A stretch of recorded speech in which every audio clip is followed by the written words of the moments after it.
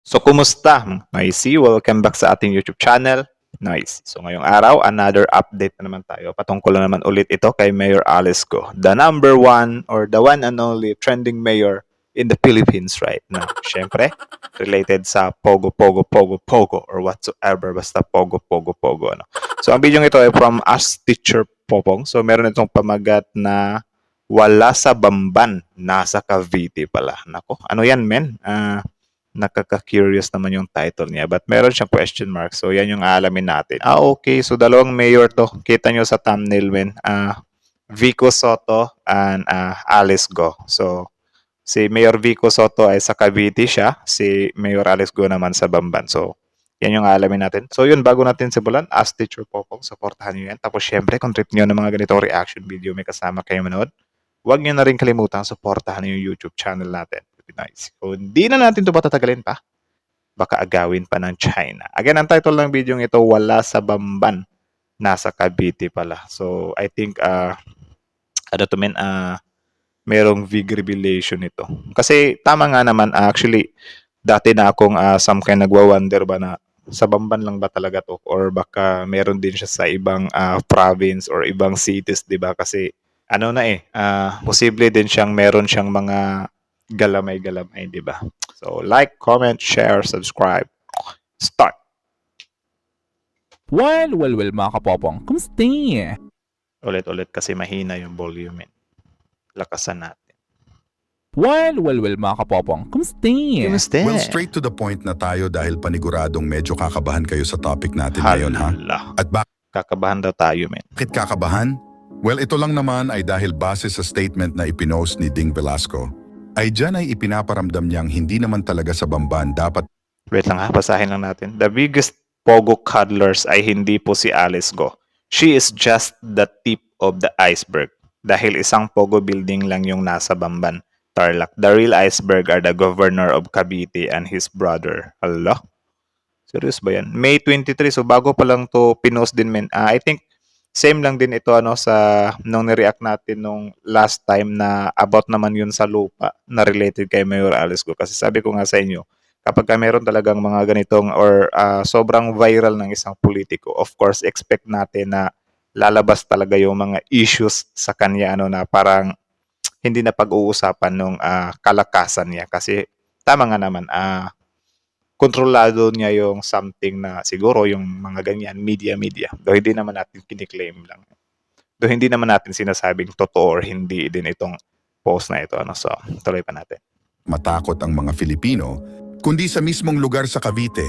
Yes, mga kapopong, at ang tinutukoy ng ni Ding dyan walang iba kundi itong super laking Pogo na nasa Cavite mismo. Grabe. Actually, kung isa sa okay, so may picture pala. kasi natin itong mga ipinost ni Ding, ay dyan ay malalaman natin na itong Pogo na ito kayang maglagay ng approximately 20,000 na mga Chinese. Which is ang nakakatakot kasi dyan, papaano kung mga Chinese na nasa military age of 25 years old up to 40 years old pala ang nandyan? Nako. Or in short, at upang hindi na rin kayo malito parang ang ipinapaunawa dyan sa post na yan, ay papaano kung ang karamihan pala sa mga Chinese na nagtratrabaho dyan sa Pogo na yan Wait lang. Ngayon ko lang na-gets yung picture niya. So ito yung 2019 na wala pa siyang mga building. Tapos ngayong 2021, ganyan na yung itsura niya. Tapos sabi nga dito ni As Teacher Popong, pwede siyang pasukan ng 20,000 Chinese. Uy, ano din yan, men, alarming nga yan if ever na totoo na related nga din siya sa mga Chinese, di ba?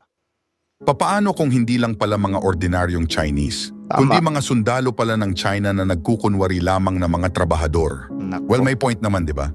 Pero ang malaking tanong ngayon posible ba talaga mangyari itong post ni Ding Velasco na ito? Oh, yan ba isang katang isip lamang? Anyway, actually ganito kasi yan. Well, actually, may possibilities din siya. Kasi yun nga sa students, di ba? Yung 3,000 students. Natural lang ata na pagdudahan natin yun na baka spy din yung mga yun kasi syempre, nandito tayo ngayon sa tension between China or versus China, di ba? So, kailangan talaga nating maging mausisa, especially na ito talagang China ay known din sila sa paglalagay ng mga spy, di ba? So, I think walang mali dun, men. Need talaga nating tawag dyan, maging mausisa. 'di ba? Para pala sa mga hindi nakakaalam, ang isa kasi sa mga Chinese na inimbestigahan ng mismong Amerika noon walang iba kundi itong Chinese na ito na ayon naman sa Amerika at please correct me if I'm wrong, ay Okay. miyembro pala ito ng sandatahan ng China.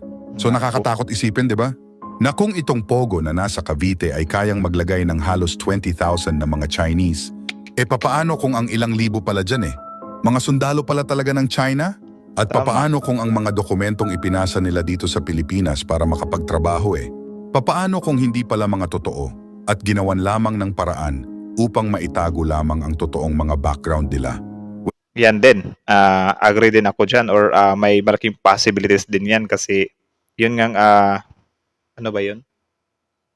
Ito nga related ngayon kay Mayor Alice Go, di ba? Yung business partner niya. Fugitive yun men, pero nakakapasok pa rin dito. Ang tanong, paano yun nakakapasok dito sa Pilipinas, di ba? Sobrang smooth lang. May mga passport pa sila.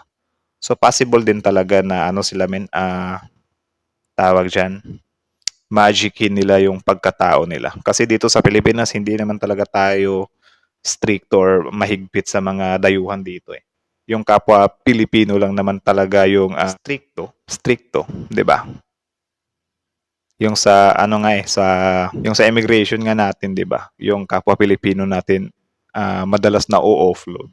Pero itong mga dayuhan na to na mga may ginagawang kalokohan dito, nakakalusot. Amazing Pilipinas. Well, medyo nakakatakot yan, di ba? At kung totoong mismong ang PNP ay hindi rin basta-basta nakakapasok dyan sa lugar na yan, Grabe. so malalaman ba talaga natin ang totoong nangyayari dyan sa lugar na yan? Kung doon nga sa Bamban merong mga hidden tunnels na ginawa, what more pa kaya dyan sa Pogo na nasa Cavite? Tama. Na alam nyo naman siguro na mas malaki kesa sa Pogo na nasa Bamban? Well, may point naman Kaya pala gusto nilang ipa-close yung Pogo, yung government natin. Dapat ipa-close talaga kasi marami pala. di ba? Anyway, dahil nga dyan sa post ni Ding, at dahil rin sa rami ng nagpo-post ngayon patungkol sa Pogo na nasa Cavite, ay actually nabigla tuloy ang mga nakatira sa Cavite. Noong biglang after several months na walang post itong si John Vic sa kanyang page, ay bigla itong nag-post kahapon patungkol sa mga paglilinaw or explanation regarding dyan sa Pogo na Okay, wait lang basahin natin. Pogo, marami ang kumakalat na post tungkol sa Island Cove na dating pag-aari ng aming pamilya. Ito po ang ilang detalye para sa inyong kaalaman. Tinawanan nasa Cavite. Well, kung hindi kasi ako nagkakamali, and please correct me if I'm wrong, ay ito kasing kinatatayuan ng super laking Pogo na ito Dati itong Island Cove na under naman ng pamilya ni na John Vic, which is nabalita naman noon na naibenta na ito ng ilang bilyong piso sa di umano'y mga grupo ng mga Chinese businessman.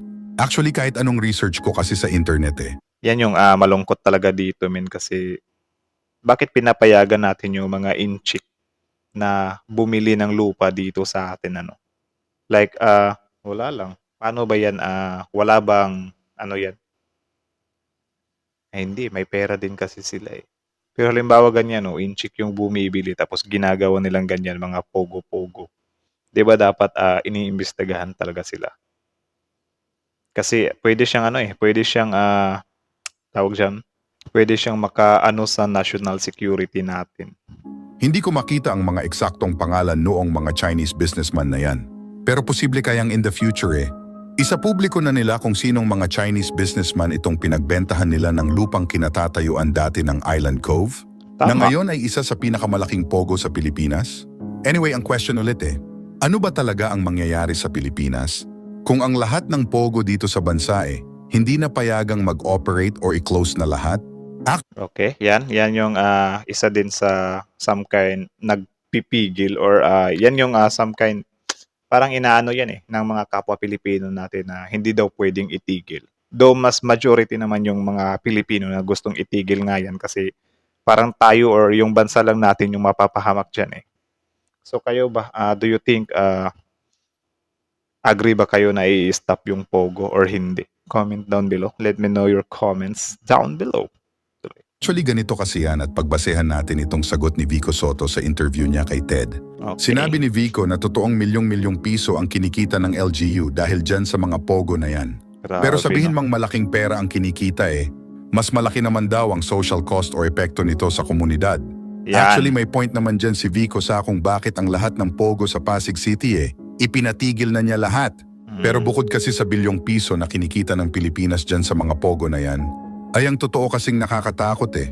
Papaano kung totoo ngang front lamang yung mga pogo na yan ng totoong plano ng China sa Pilipinas? Yan din. Diyan din ako kaya nagdududa no, na paano nga kung front lang. Kasi pwede naman nating sabihin na pogo naman to eh, pogo naman to eh. Yun pala front lang, 'di ba? I think ginagaya lang din nila sa mga pelikula no na halimbawa ganyan may factory ng drugs ngayon. Tapos nandun pala sila sa underground gumagawa ng drugs. Pero sa ibabaw nila, meron silang doon tailoring shop, meat shop, laundry shop, mga ganun ba. Front lang pero nasa ilalim pala. Dito nga sa Pilipinas, ewan ko kung totoo yun, yung bilangguan natin, doon nagluluto mismo ng drugs. 'Di ba I think si PRRD yata yung nag-expose nun. Na doon sa bilangguan gumagawa ng drugs, 'di ba? So itong ganto, possible din to na front lang talaga to. Pero yun nga lang sobrang dulas din talaga nila. Tuloy. At papaano kung totoong ang karamihan ng mga Chinese na nagtratrabaho dyan eh? Papaano kung mga sundalo pala talaga ng China? Yan lang. Well, kung ang mga kapulisan nga hindi basta-basta nakakapasok dyan sa Pogo na nasa Cavite, ay parang ang weird, di ba? Ang tanong, bakit hindi pinapasok? Ang tanong, bakit hindi basta-basta pinapapasok? Especially ganyan, siguro kung meron tayong warrant or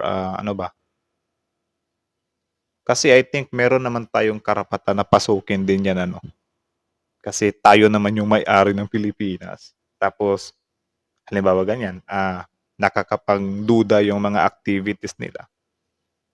Diba? I think pwede naman tayong pumasok siguro dyan. Mas lalo silang nakakapanduda kung hindi nila tayo pinapapasok dyan, men. Teritoryo ng Pilipinas pero ang nag-aastang hari ay mga taga-China? Yan Papaano lang. kung ang mga spy devices ng China nasa Pogo na yan sa Cavite at wala Posible naman talaga din. sa Bamban? Pero wait lang ha. Please correct me if I'm wrong pero di ba 2018 sinimulan gawin yan? 2018? Anyway, ang tanong ko naman sa inyo ngayon para ba sa inyo ay dapat nang ipasara ang lahat ng Pogo dito sa Pilipinas? Well, syempre gusto kong malaman ng inyong mga ideas, so i-comment lang yan sa So yun lang naman muna. Again, from us, Teacher Popong. Supportahan nyo yan. Original video link in the description box below. Panoorin nyo yung videos niya. Updated din siya sa mga ganito patungkol kay Mayor Alice Gu! So yun, syempre, bago nyo iwan yung channel natin, don't forget to like, comment, share, subscribe. So yun lang naman. Comment nga kayo sa baba kung ano yung gustong mangyari nyo dyan sa mga pugo-pugo dito sa Pilipinas. Agree ba kayo na i-shutdown silang lahat? Pero yun nga, some kind masasayang yung kikitain ng Pilipinas na million or billion ata yun. Million ba yun? Billion, nakalimutan ko. Or patuloy pa rin silang nag-ooperate pero may tendency siya na maka-apekto siya sa national security natin. Di bali, ano ba yun? Di bali ng may banta sa national security natin basta lang kumita yung Pilipinas. Agree ba kayo ng ganun or mas mabuting shutdown na lang talaga? Comment down below. Tapos yung shocking din pala to, min. Isa sa dito, 2019 tapos 2021 siya natapos. Tapos stricto siya. I mean mahigpit siya or hinigpitan siya. Bawal siyang bawal siyang papasukan ng pulis. Ang tanong bakit? 'Di ba? Mas lalo kang magdududa ngayon 'yan. Kasi biruin mo, sila, mga Chinese sila, 'di ba? Tapos ngayon, tayo mga Pilipino, bawal na tayo mag-imbestiga sa kung ano nga ba talaga yung ginagawa nila. Ginagamit nilang shield yung pera din nila. Or sige, sabihin na natin na meron silang right kasi sila naman yung may-ari ng property. Pero halimbawa ganyan, meron kayong somethings fishy na mga activities or especially ganito men sa Cavite to, 'di ba? Pogo to. Tapos yung Cavite sa Bamban, alam naman natin na nag-leak na ngayon na meron ng mga illegal na ginagawa. I think ngayon siguro pwede na nating i-check din yung Pogo nila doon sa Cavite, 'di ba? Kasi paano na lang kung sila, connected sila. Ngayon siguro, I think ngayon siguro yung perfect time na imbestigahan din natin yung pogo dyan sa Cavite. Baka nga related lang talaga siya. Pero yung ano dito yung pamagat naman dito ni As Teacher Popong ano siya, wala sa Bamban, nasa Cavite pala. But, yun I think kayo na siguro bahalang humusga kung ano ba talaga kasi siguro nagbe-base lang sila dito sa hindi nga pinapapasok yung pulis tapos pwede siyang mag-accommodate ng mga 20,000 Chinese. Ang dami na. Di yun basta-basta. Especially ngayon na sobrang init ng tension natin between China. Ngayon eng pa sila ngayon doon sa West Philippine Sea. Pinapalabas pa nila na tinutukan daw natin sila ng beng-beng. 'Di ba? Tapos sila yung lalapit-lapit doon sa BRP Sierra Madre. Naka-vest pang mga loko. Tapos anong gagawin natin doon? 'Di ba? Yun yung I think yun yung bagong pakulo ng China na nagpi-play victim sila na parang iniintay lang nila na gumanon tayo ng manutok tayo ng beng-beng sa kanila. Quits na yung ginagawa nilang pangwa-water cannon sa atin. Ganun-ganun na lang yun. 'Di ba? So, yun lang naman muna, guys. Kayo, anong masasabi nyo dito? Comment down below. So, kayo na lang bahalang humusga kung ano nga ba yung dyan, pogo dyan sa Bamban. May kahina-hinala din ba yan para sa inyo? Tapos, yun. Agree ba kayo na i-close na natin yung mga pogo dito sa Pilipinas na matapos na tong mga kalokohan nila dito sa Pilipinas if ever na meron man. So I think hanggang dito na lang muna. Thank you so much for watching. Again, As Teacher Popong, support nyo yan. Like, comment, share, subscribe. Thank you so much for watching.